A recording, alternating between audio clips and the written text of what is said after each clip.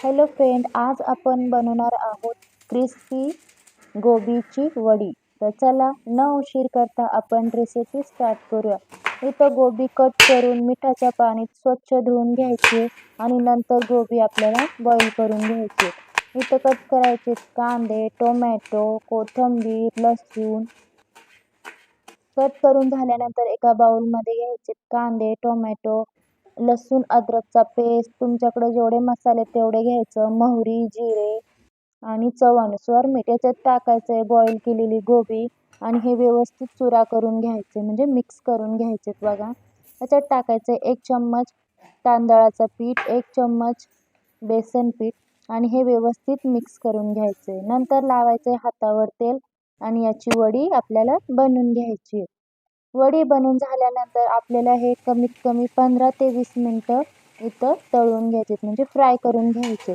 आणि हे आपले क्रिस्पी गोबीची वडी तयार आहे. तुम्ही याला लसणाच्या चटणीसोबत किंवा ग्रीन चटणीसोबत पण खाऊ शकता.